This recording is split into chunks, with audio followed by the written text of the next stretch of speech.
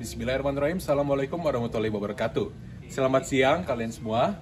Perkenalkan kami dari kelompok C.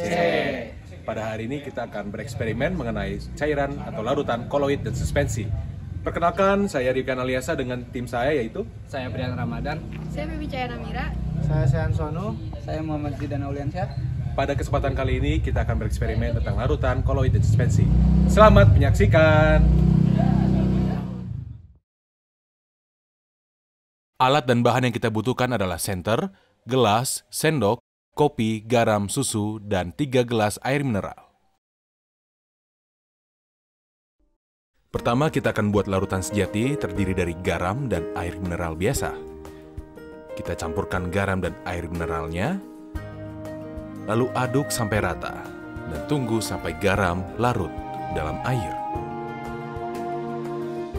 Untuk kedua, yaitu larutan koloid yang terdiri dari susu dan air mineral biasa. Kita campurkan susu dan airnya,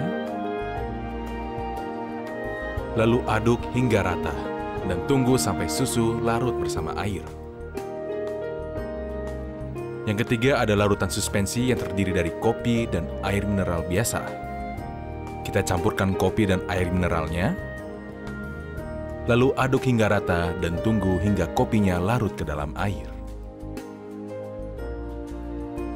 Dan inilah 3 contoh larutan yang sudah kita buat. Kita akan menunggu sampai mereka semua tercampur.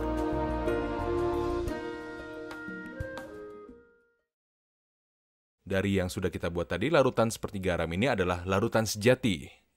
Larutan sejati adalah campuran homogen zat terlarut dalam pelarut, di mana partikel-partikelnya berukuran sangat kecil dan tersebar secara merata dalam pelarut.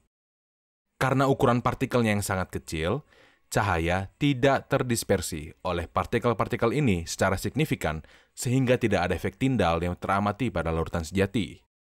Larutan sejati akan tampak jernih dan tidak bercahaya ketika diterangi dari samping. Efek tindal pada koloid atau cairan susu yang kita buat, koloid terdiri dari partikel-partikel dengan ukuran antara 1 nanometer hingga 1 mikrometer yang terdispersi dalam medium lainnya. Ketika cahaya melewati koloid, partikel-partikel ini menyebabkan cahaya terdispersi dalam berbagai arah, menghasilkan efek tindal. Akibatnya, koloid akan tampak berkilauan atau bercahaya ketika diterangi dari samping, dan partikel koloid terlihat dengan jelas dalam medium dispersi. Selanjutnya adalah larutan suspensi atau larutan kopi yang sudah kita buat. Suspensi juga mengandung partikel-partikel padat terdispersi dalam medium cair. Saat cahaya melewati suspensi, partikel-partikel ini menyebabkan hamburan cahaya dan menghasilkan efek tindal. Sebagai hasilnya, suspensi akan terlihat terang atau bercahaya ketika diterangi dari samping, dan partikel-partikel padat dalam suspensi akan terlihat terangkat.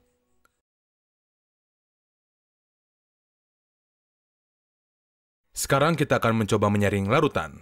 Larutan pertama yang kita akan coba saring yaitu larutan garam. Garam dalam larutan mengandung partikel yang sangat kecil dan terdispersi merata, sehingga membentuk larutan homogen. Oleh karena itu, larutan garam sangat sulit bahkan mustahil untuk disaring karena partikelnya sangat kecil. Saking kecilnya, partikel-partikel tersebut sulit dipisahkan.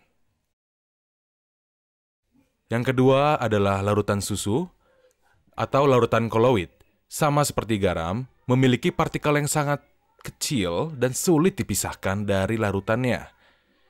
Di sini kita mau coba menyaring, namun tidak ada hasilnya karena partikel larutannya sudah sangat kecil. Namun beda halnya dengan kopi. Karena cairan atau larutan ini adalah larutan suspensi, larutan ini dapat dipisahkan karena ukuran partikelnya yang masih besar dibanding larutan sejati dan larutan koloid. Seperti yang bisa dilihat, bubuk-bubuk atau serbuk-serbuk kopi masih bisa tersaring dan tidak sepenuhnya larut ke dalam cairan atau ke dalam air.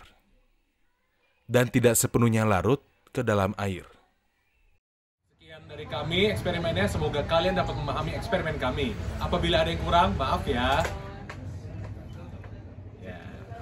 Kayak gini langsung. Lain. Oh, betul.